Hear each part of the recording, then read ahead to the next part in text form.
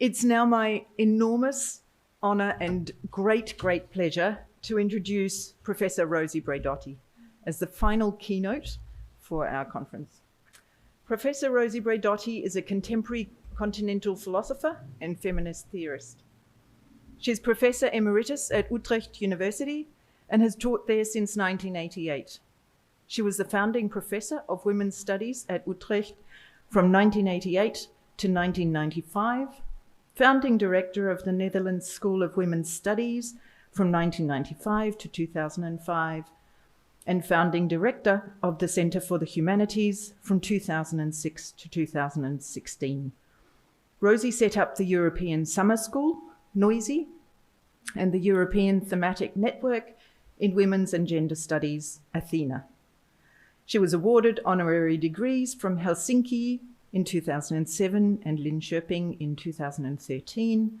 She's a fellow of the Australian Academy of the Humanities, FAHA, since 2009, and a member of the Academia Europaea, May, since 2014. Her main publications include Nomadic Subjects in 2011 and Nomadic Theory 2011, and The Posthuman 2013, Posthuman Knowledge in 2019. In 2016, she co-edited Conflicting Humanities and the Posthuman Glossary in 2018. I know that Rosi's work has been influential for many of us, including authors in our book series that some of you know, and that you're waiting to hear from her rather than from me. So I'm going to hand over virtually to Rosi. So we're going to play a video that Rosi's pre-recorded, and she's going to join us for a Q&A at the end of that.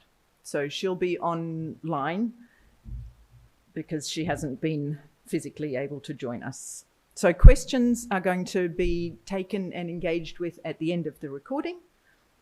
Please hold on to them until then. If you're joining us online, please put your questions into the app and we'll read those out as well. Rosi's keynote today is entitled Posthumanism and Education, Critical Perspectives. So I'm going to virtually clap for Rosi on her recording. It's a great honor to be able to address your conference, and I'm really looking forward to the live Q&A session and maybe to meeting you all in person in the near future. I wanted to address you today on the issue of how a posthuman philosophical approach can be relevant and useful to education today at all levels, but especially in higher education. So I wanted to offer you key concepts, methods, ideas to frame a different approach.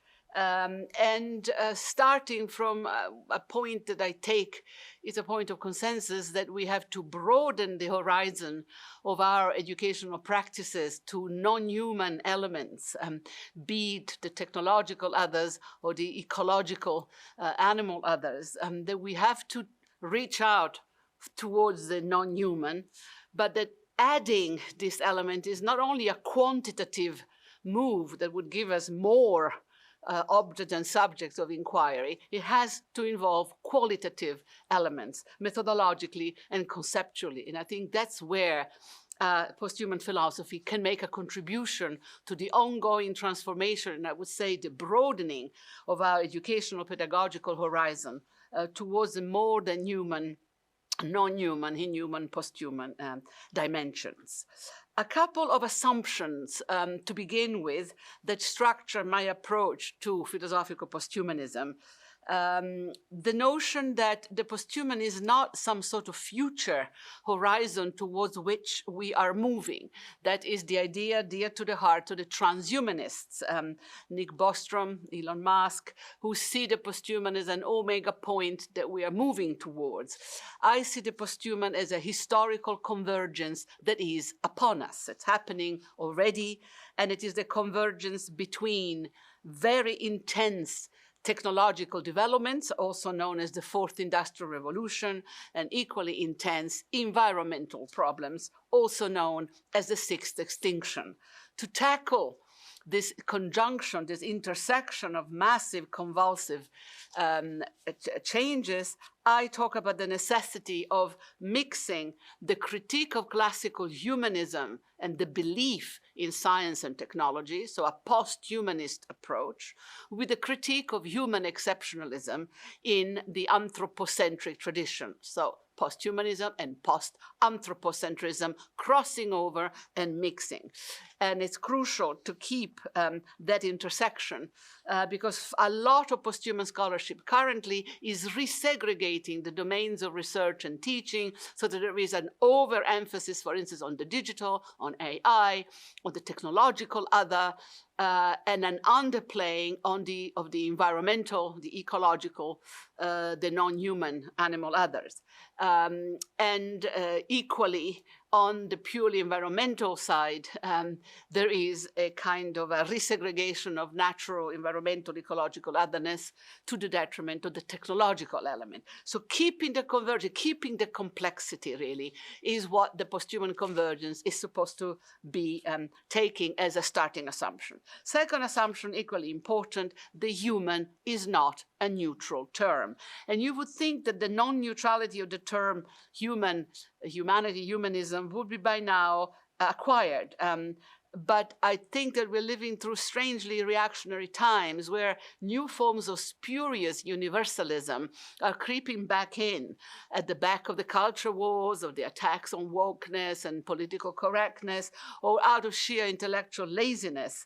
But to say that the certain idea of man as the universal measure of all things is historically dated and untenable today still meets with a lot of opposition, a lot of criticism, a lot of skepticism. But it is for me a point that is simply non-negotiable. The importance of understanding that we are not all human to the same extent and to the same degree, that the human is not a neutral category, but a category that actually indexes access to entitlements, rights, ontological presence, and all the attributes and the prerogatives that are attached to it. And here we have the lessons of decades of critical theory in feminism, gender and queer theories, in Black post-colonial in perspectives, in much more ancient indigenous philosophical traditions that teach us the extent to which the human in the Eurocentric, male-centered, pseudo-universalistic sense of the term has been used as an instrument of discrimination and hierarchical classification of human and non-human and subhuman species, with many of the racialized, sexualized, naturalized others being disqualified from humanity, being marginalized, symbolically erased, as Lucy Irigaray said of women and sexualized people way back in the 1970s, deselected, as Sylvia Wynter and many Black philosophers are arguing today. In any case, an ontological erasure of categories of otherness. This alone is quite a mouthful and quite a cluster, and I can imagine that we can come back to it in the discussion, but for me, it's a starting assumption. I take those for granted, so to speak, as the building block of the philosophy. And the horizon within which I inscribe my intervention on the post-human framework is new materialism, which is, for me, another term for contemporary critical Spinozism, the rereading of Spinoza, offered by Deleuze and Guattari and the French school on the aftermath of May 68 as a critique of a certain type of Hegelianism, as a critique also of the Marxist appropriation of a Hegelian philosophy of history that gave a specific understanding and definition of what counted as the political, and that it sort of identified in the substantive function of the negative, one of the keys to understanding how political consciousness could operate and be activated. Spinoza as a critic of Hegel, but also in a continuum and in a set of collaborative conjunctions of the two is very important. Very strong Australian school, of Spinoza's theories through Genevieve Lloyd, Moira Gatens, the Sydney School, as we call it, that has looked at new materialism for decades as a philosophy that combines a continuum nature-culture, a continuum mind-body, with an understanding of matter as alive, dynamic, self-organizing, and intelligent. In-brained bodies, embodied brains would be the Deleuzian version of it. But this philosophical framework, perfected in a sense by Félix Guattari in the three ecologies, the environmental, the socio-economic ecology, the affective and psychic ecologies, I think it is adds a degree of complexity to our understanding of matter that is extremely useful when applied to the materialism of today, where the mediation by technology is an integral part of what we call our second nature. The very conditions that determine our interaction today, highly technologically mediated, are emblematic of the way that we live today. So the autopoietic nature of nature includes the technological apparatus as a key element. And in this respect, Spinoza, apart from being one of the great, of course, metaphysicians, is also a very, very interesting media thinker, avant la lettre. Where my approach differs from science studies and other approaches to the nature-culture continuum, I'm thinking of actor network theory, Latour, and others that were inspired by him, like the object-oriented ontologist. Where I differ is that I really want to foreground the question of subjectivity. And that would be one of the first big building blocks that I would put on the table. We need an understanding and a theory of the subject. We cannot dilute subjectivity into networks or processes, into a boundless fluidity. And this discussion has been going on since the heydays of postmodernism, for those of you who are old enough to remember, where the discussion, even Baumann's great work on fluidity, was always met with a yes, but by those of us who were coming into the discussion from feminism, race theory, post-colonial theories, understanding that we do need heterogeneity, we need transversality, transindividualities, nomadic subjectivity, flows and speeds, but we do need to ground subjectivity in processes and practices that we can be accountable for. So indeed, having a theory of the subject that is a break, a point of discussion. I don't see how we can have politics, how we can have ethics if we don't have some notion of subjectivity, but the subject need not coincide with liberal individualism or the classic apparatus of subjectivity. So we introduce subjectivity as a heterogeneous, continuous, with non-human elements built in. I call this the Zoe techno-oriented approach to subjectivity, where the subject includes non-human elements of the organic kind, air, water, the planet, the soil, the wind, and heterogeneous element also in technological non-humans, cables and screens and networks and algorithms. And of course, we are all grounded on this planetary home that we are so not taking care of and so abusing. So we are geo-techno Zoe oriented. It is a mouthful, and I would prefer a different term, and I'm sure that we will come to it in due course. But for the moment, my approach consists in multiplying the qualitative options, creating a heterogeneous assemblage, and the concept of assemblage is very important here, but still grounding it into something comprehensible and shareable. And I think shareable is very important to my values, insofar as the effort here is to construct a community that would understand itself in this new vision of subjectivity. Ethical accountability, political, epistemic, and ethical accountability is the reason why we need a theory of subjectivity, accounting for our positions in terms of space and time, of geopolitics, and memories and counter-memories. This is the politics of immanence, the politics of locations in the feminist tradition, the grounded, situated nature of knowledge claims,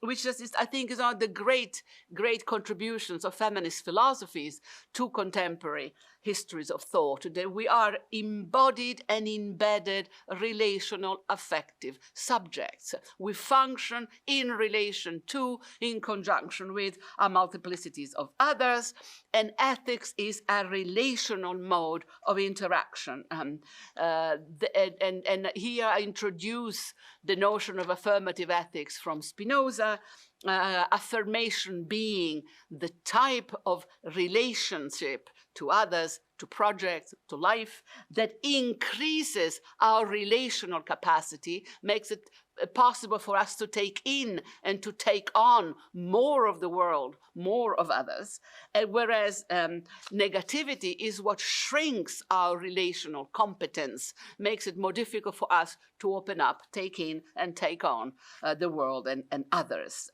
So potentia, the potential for an empowerment of the qualitative kind is what affirmative ethics aims at. And I do believe that higher education today needs to cultivate these elements of affirmation, the potentia part of power, as well as the potestas part of power. Potestas is the negative, more institution, more controlling face of power. Potentia is the affirmative kind of self-empowering, but not in the neoliberal sense of the term, notion of power. In my work, I've relied a lot on feminist theories and indigenous theories of groundedness, of the land as rules, the land as compass, the land as source of knowledge, to actually situate this notion of accountability as both epistemic and ethical.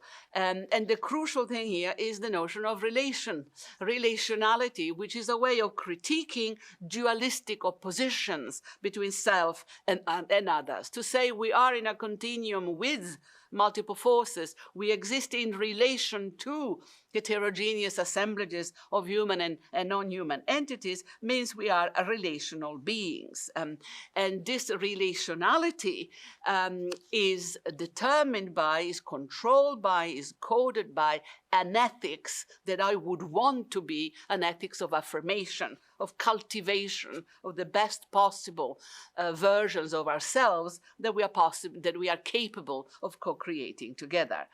So, as opposed to the skepticism of Bruno Latour about critical theory and the dismissal of subjectivity by object-oriented ontologists, my neo-materialist philosophy is differential, grounded, not homogeneous, heterogeneous in fact, but grounding us on a shared common meta, a meta that we are all part of, a nature, Spinoza would say, that we're all parts of, although we differ within this meta in faculties, capacities, and abilities. So a differential, materialist, grounded relational philosophy.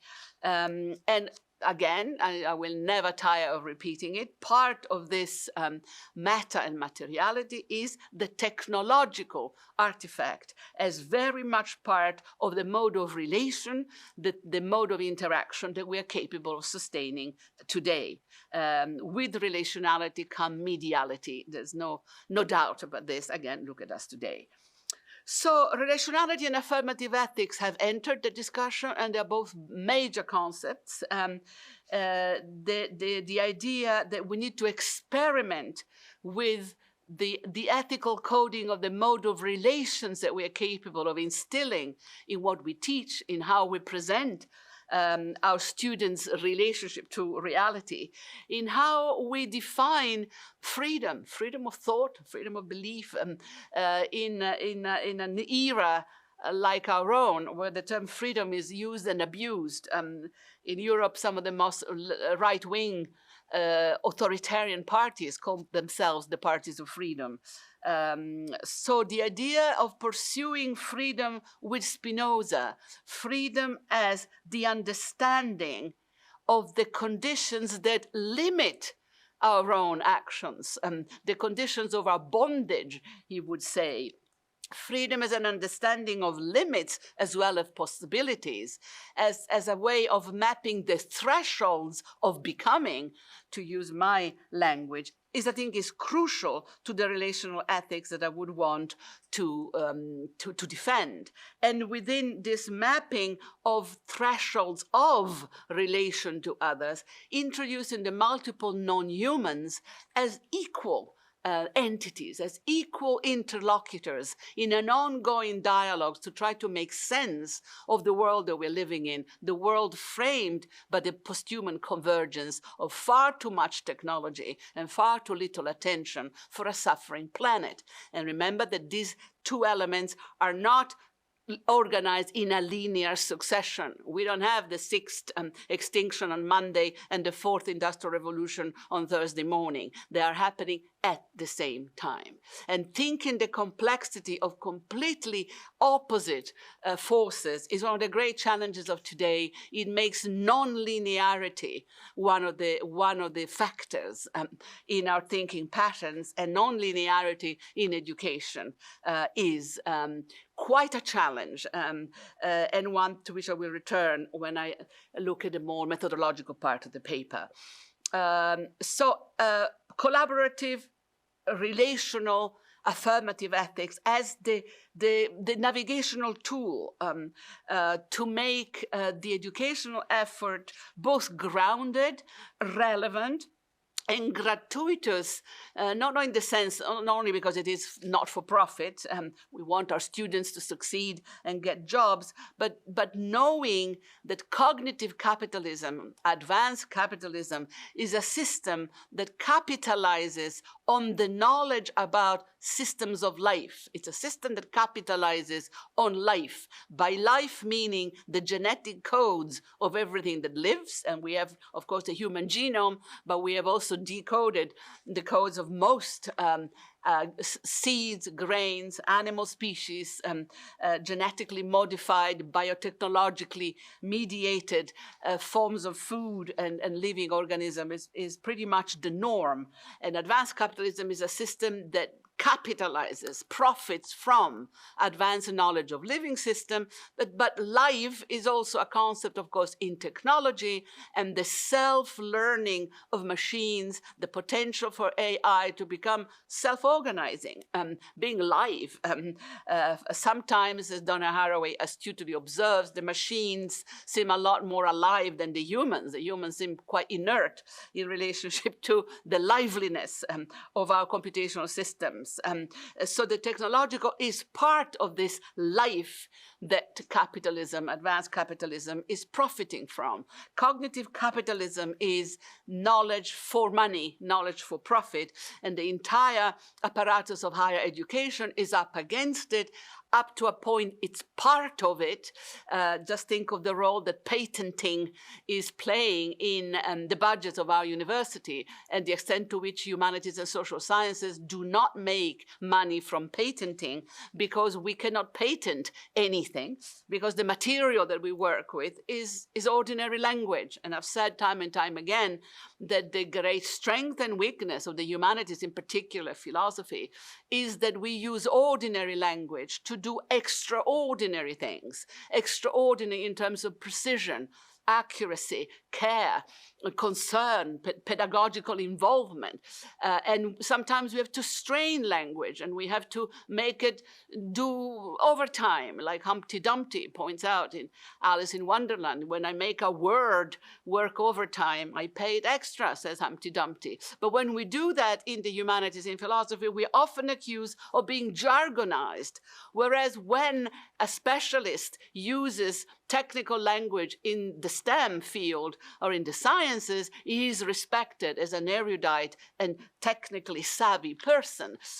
Using ordinary language to do extraordinary things has its risks. So I sometimes think that we should patent the neologism and the new terminology that we invent in philosophy and the humanities, just to be taken with a little bit more of respect for our intervention in the living matter that is language itself.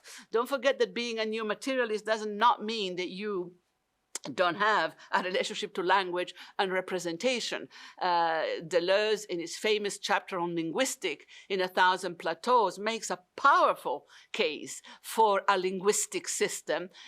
What he disagrees with is the Saussurean semiotic system, the Saussure semiotics of language and the enormous impact that it had on structuralism, on psychoanalysis. This is what Deleuze and the new materialists are arguing against. They are not rejecting language, they're rejecting or critiquing a semiotic theory of language, quite different. And I think to bring linguistics back to its materialist grounding, to kind of biosemiotics, it would be an example of a very interesting field at the moment, very active, very alive. So there is no here dualistic opposition, materialist and linguistic. Language is absolutely crucial, and we need to liberate it from certain theoretical frames and allow it to express a multiplicity of complex but accurate meanings.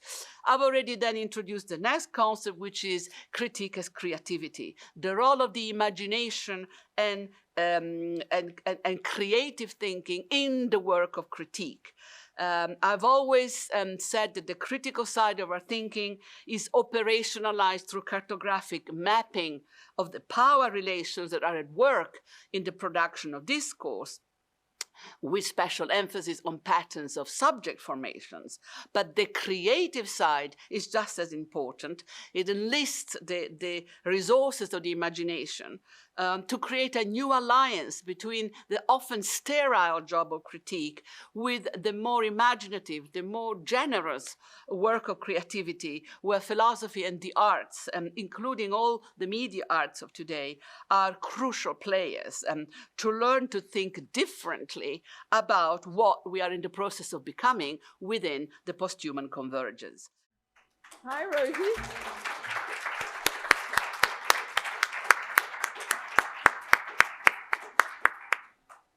That's lovely to be here. Even better to have you here on our screen in person. Lovely. So I'm going to open up now for questions to Rosi from what we've heard so far.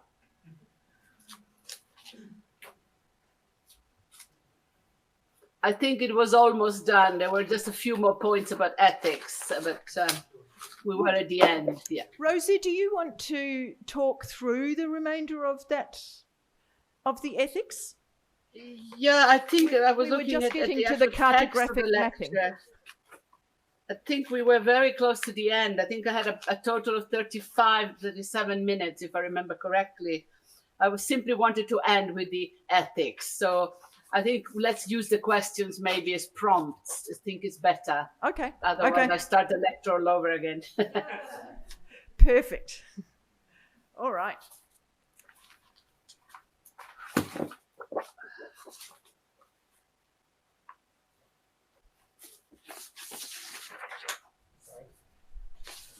We have some people online as well, Rosi, so we're going to be passing a microphone around for the questions as well. Not a problem. Thank you very much. That was fantastic, most of it that we saw. I just had a question for you, which was, could you elaborate a little bit more about how you see your version of new materialism as being different from Latour? From Latour's... I can't remember how you framed it, but yeah. So if I heard correctly on the issue of new materialism. And how it's different from Latour. How it differs from Latour. Okay. Yeah. Okay. Rest in peace. Do you want me to take a question at a time? Is that the procedure? I'm very happy to. Yes, please. So I think there was a very quick, probably too quick reference to it in the lecture. And something that, of course, has just disappeared, just passed away. So we had to think a little bit more carefully about this. The relationship between philosophers and Latour has never been great. Latour is the anti-epistemologist, is the anti-subjectivity, is the anti-Foucault in so many ways. He sort of, his methodology is very empirical, which has strengths and weaknesses, but he was also very, very critical of the very notion of critique. He wrote a famous essay, Has Critique Run Out of Steam? But even before he wrote that essay, he spent most of his life arguing against the critical theory and the need for critique. The crux of my disagreement with him is what any Foucauldian would say, that you cannot do without a theory of the subject.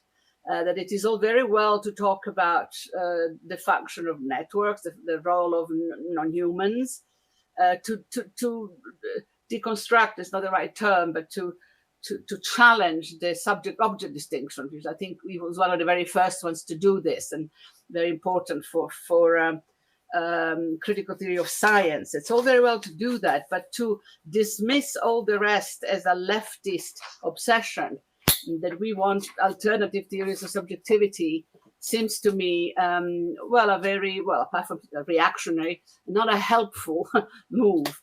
And I think this has been a bit my struggle with a great deal of post-structuralism, even the other school, not the Latourian, all of that generation of thinkers from the 70s on, feminists and anti-racist and indigenous and post-colonial thinkers have been saying, but we need a theory of the subject. You can't just do away with it, because if we do, then we cannot have any foundations on which to rest any claim to either alternative knowledges or alternative ways of behaving and relating to each other. We need some theory of the subject. It need not be the same as liberal individualism. It need not be the same as some collectivist anarchical assemblage. And this is where I think Deleuze is the great metaphysician in some way, insofar as he does give us an alternative theory of the subject. Foucault dies too young. He doesn't complete his work.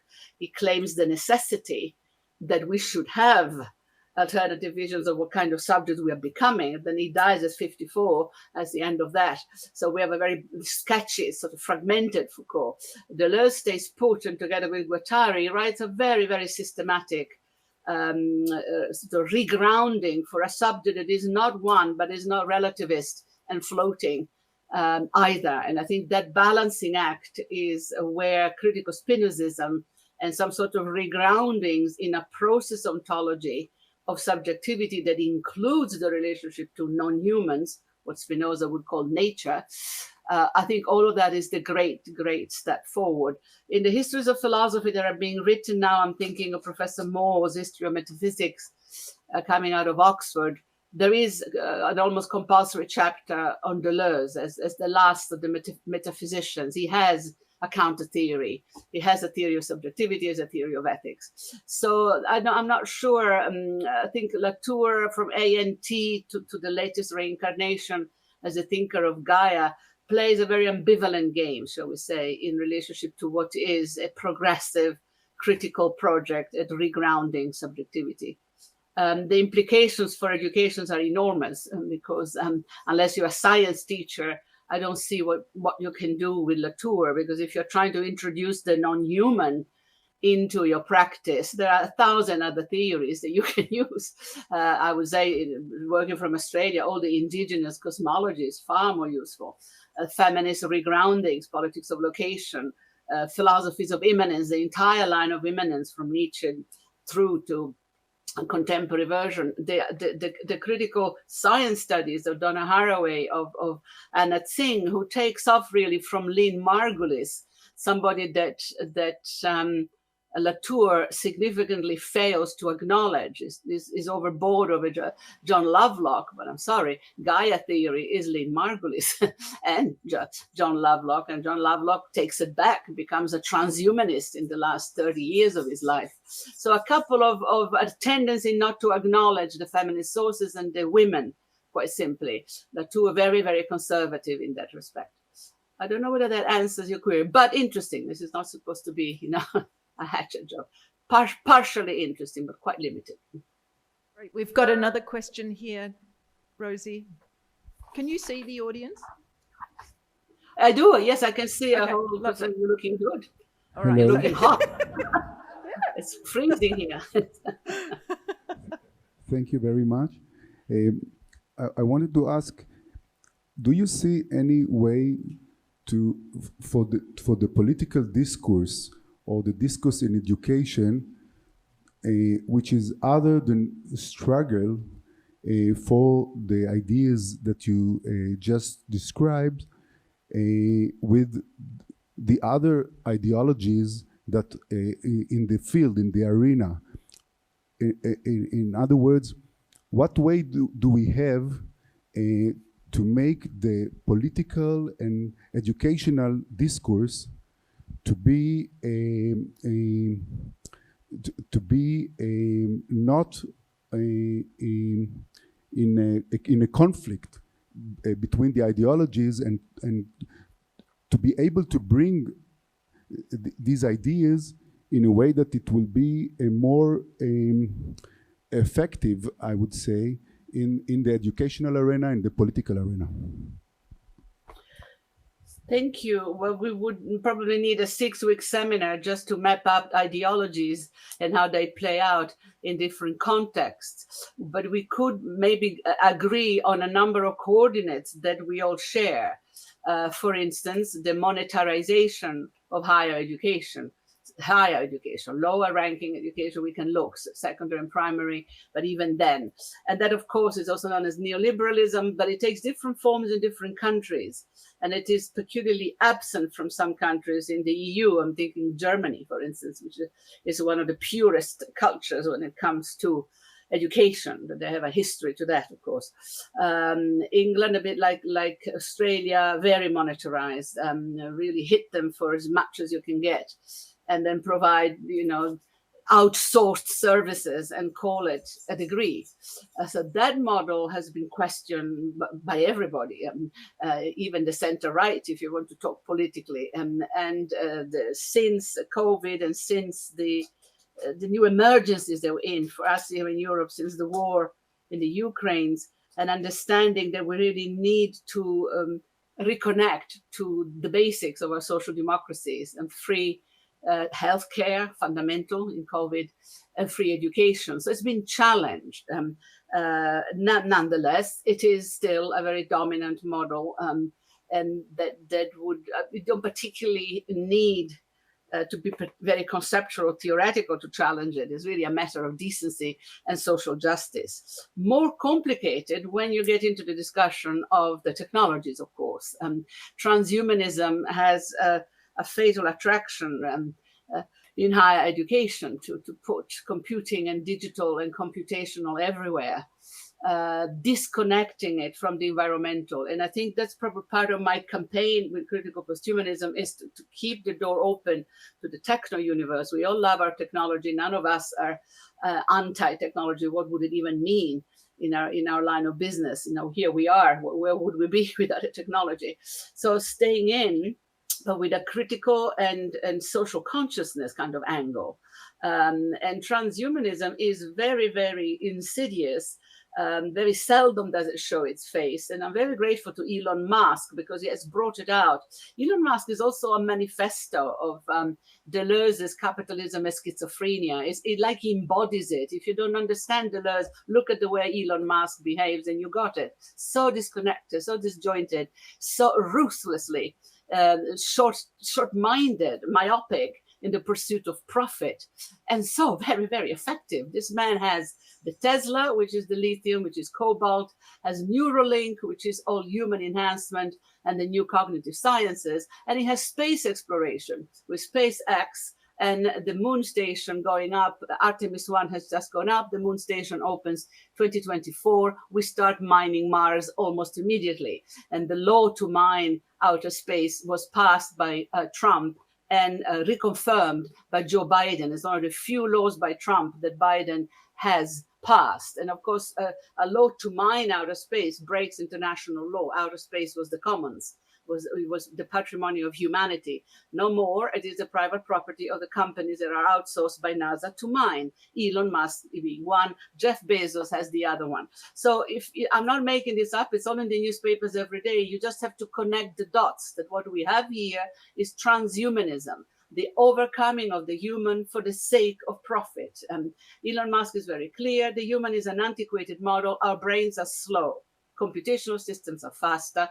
Speed up the human brains, it says, and never mind what it takes. And I mean, we can discuss this. Modes of enhancements are already ongoing. Vaccines, vitamins, you can enhance yourself going to the gym every second day. These are modes of enhancement. So again, let's not be troglodytes. It's good to evolve and move on. But this massive intervention into the human, the enhancement as the future of humanity is something that we need to discuss. And we need to accept that there will be very many people who wish not to be enhanced. And the right to be human is emerging as a political category. And that's why I said, I don't know if it was rescued in the lecture, that we have a continuum really of positions from extreme technological enhancement, and let's put the transhumanists at the top of that, to the opposite, and almost a return to pre-modern attachment to the earth, earthlings, as Donna Haraway calls us. And Margaret Atwood gave a lecture in Amsterdam recently as she came in and said, "Hello, earthlings." And in a sense, that was the lecture. You could have taken it from there. And in connection to that, a rediscovery, a humble, apologetic rediscovery of indigenous cosmologies that we called animism, that never separated from nature. So that offering that spectrum of possible positions, I think, is the best way to fight the monetarization of education. And then our project should be to assist our societies in this massive transition that includes a range of diverse definitions and meanings of what it means to be human. And I would argue that we already had this diversity before. Certainly, if you do feminism and race theory, you would know that we were never human in the same way. Now, what used to be a kind of a hidden academic insight has become public knowledge. We're not human in the same way. We're not going to become post-human in the same way. We need to agree to differ and make it possible for education to disperse what could easily be a civil war about who owns what in relation to the human, and certainly big social fracture about where we locate the human. Difficult question, but I think these are some of the parameters on how I would raise it. I pass on the rise of the right wing and the rise of populism in the hope that all of that will pass. Only kind of ripples on the surface of a fundamentally healthy democracies. I am an optimist. And we love that, Rosi. There is another question for you. Kia ora, Rosi. It's Carl Mika here. I'm a Māori Indigenous philosopher from New Zealand. Hello. Hello. Thank you very much for your talk. I really enjoyed it. And I saw lots of crossover between what you were talking about and some of our own thoughts as well. And one of the things that I was wondering about was, and I've actually written it down so I can word it properly because sometimes I can't remember.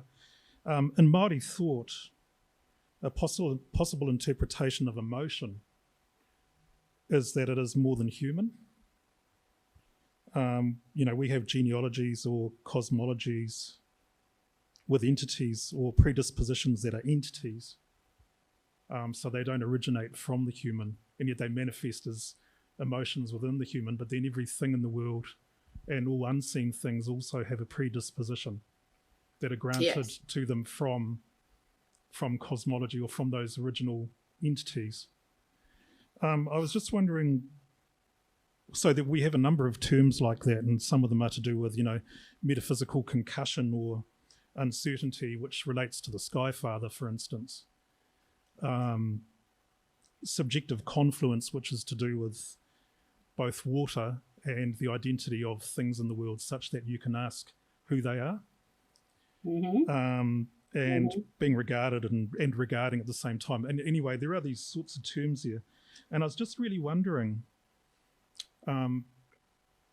where you might see, if at all, where you might saw those fitting within how we go about articulating the world through research, for instance, or through scholarship.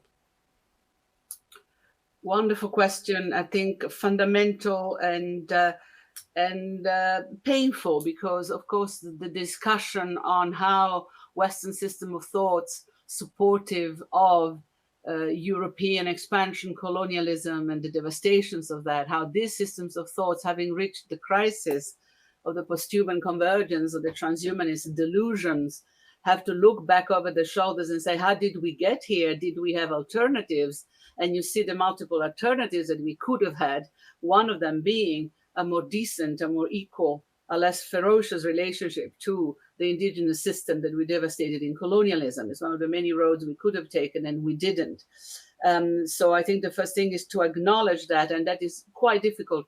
I'm very proud of the Netherlands. You may have read this in the press in the last few days that King Willem Alexander has officially apologized for slavery and has installed a national commission to study the effect and the role of the monarchy in upholding the Dutch system of transportation, essentially, of the enslaved population. I think it is a first time, and it is extraordinary, of extraordinary importance, and I hope that many others will listen. So I think we have to acknowledge that first. But the moment you start looking at alternatives, and I often said that to my students who are looking for grants, you will find within the history of Western philosophy, I am a continental philosopher, what else? You will find many alternative sources that we could have taken more seriously and we haven't. And this is where Spinoza really comes in. Spinoza's versus Descartes. Guess who won? Descartes is the theorist of dualism and us and them. Spinoza is the philosopher of a continuum with nature. And we are all made of the same stuff. We are modulation within the same meta. Our culture had a distinct choice there. Which one did we go for? Of course, the Cartesian dualism is a far better instrument of governance. You can divide and conquer much more easily with dualism than you do with monism, with systems of continuity. So it was a very, very deliberate choice in some respects at the dawn of modernity to go for a nature versus culture approach that justified the Industrial Revolution. Nature was there to be mined, to be used, to be possessed. It justified colonialism, as did most of the 18th century philosophers. Starts with Hegel, goes through Locke, Hume. They justify the necessity of empire. Europe has the divine right to go out and teach the brutes how to behave. It's in the philosophical text. You don't have to step out and look at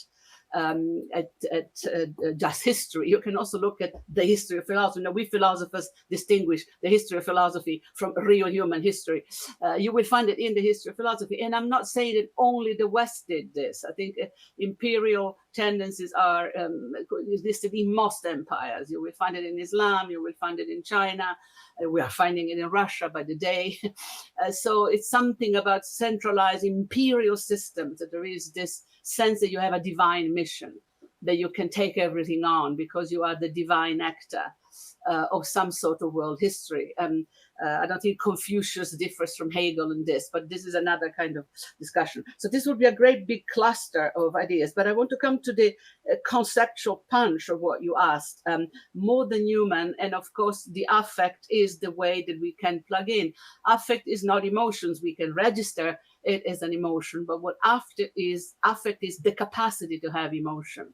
It's the capacity to affect and be affected. It's a faculty that we have, different degrees. I'm very struck by some of our politicians seem to be utterly deprived of affect. You just want to go, hello, anybody there? But that's the political class. Most humans do have an affective relation to each other. And then affect is more than human, other than human, reaching out to. It is a relational faculty that connects to the air, to the boundaries of our existence. And the pre-Socratic philosophers, who were essentially African Asian people working around Greece, and before Plato comes to start Western philosophy as an imperial project, precisely, the pre-Socratics were talking about the boundaries of the human as being the weather. The first thing, meteorology is really important. Look, read Aristotle on geography and the weather. Terribly important. Why is Greece the center of the world? Because it has the perfect weather. It's Anthropocene theory. Perfect weather, neither too hot nor too cold. Perfect place for civilization to be born. It's extraordinarily grounded. And we should start really our rereading of the Anthropocene from the meteorology of philosophy. So that's one. Animals. The first of the non-human is the animals, one of the metaphysical borders. But equally important, the gods, the whole spiritual dimension of the divine before Christianity and then through Christianity and beyond, the more than human as the extra human. And I think that's extremely important. What forms of spirituality, or you can even say religion, but religion is very institutionalized. And what I see in my students is much more a need for spirituality in the broader sense of the term. And some of them are neo-colonialists, go shopping usually in Asia, and they come back with Planet Vegan, yoga, various forms of Western Buddhism, fascination with Confucian rigor. And I sort of look at them and I come out with the sentence with which I finished my last book, a pure Melbourne sentence, get a life. And my get a life is my new ethical thing that just get real. But the longing, the important, and I think we need to honor that as one of the elements in the new educational landscape. And my task is to get them off Planet Yoga and avocado toast and Pilates classes into reading the ethics of Spinoza and say, you know, it was all already there. And then from Spinoza, and that's my last part of the answer to your complex question, I think the connection to indigenous epistemologies is what Philippe Descola, a good friend and student of Deleuze, also argued. Descola, Collège de France, argued that, of course, the big difference between Western culture and the rest is that we really did separate nature from culture. We did split mind from body. We are Cartesians, and that's why we have Elon Musk and transhumanism. And there's something great about it that I'm very, very, very proud of, and something about it that also worries me. It's a matter of being and not of being for or against. This is not Facebook. We don't have to like, not like. It's complex, and there are good things and complex things. So Descola locates in the nature culture continuum the switch where we go west and we leave behind more ancient, wiser systems of relationship to the earth. I'm thinking here Val Plumwood, I'm thinking Rose Bird, I'm thinking Viviero de Castro, also a student of Deleuze, who says we have to take it from there and recombine nature culture, knowing that within, I repeat, European philosophy, we have multiple sources. It's not only Spinoza, we have all of the Nietzschean intervention and reread with Deleuze. Deleuze goes back to these thinkers for a reason. He's trying to say, we have all of this. You don't have to drop out of philosophy just because you don't go with the line of transcendence, the triple H's, Hegel, Husserl, Heidegger. You know, we can also get off the H's and get a life. And here the concept, and then I'll shut up, is perspectivism. What Descola and Viviero de Castro suggest is perspectivism. And in my book, in the last book of Stupid Feminism, I point out that perspectivism is, of course, Leibniz, Nietzsche, Spinoza, who coincidentally are some of Deleuze's favorite philosophers. And he's written significant books on each and every one of them. Perspectivism is grounded pluralism, not one truth, multiple truths. But the fact that we're multiple doesn't mean that we're all over the place. Multiplicity is not chaos. Get a life. And so perspectivism, grounded perspectives, and out of this groundedness, we both reconnect to the land, and we are accountable for the specificity of what we can do and what we're failing to do in relation to the multiple borders of otherness, the animal, the gods, other humans who are humans in different ways. That's an attempt. Rosi, I'm going to jump in here because we've reached the end of our time. Already. It's a sad fact, but we're going to go and get a life and get off our yoga mats. It's been absolutely delightful to listen to you, and I think that everybody will join me in thanking you. Please.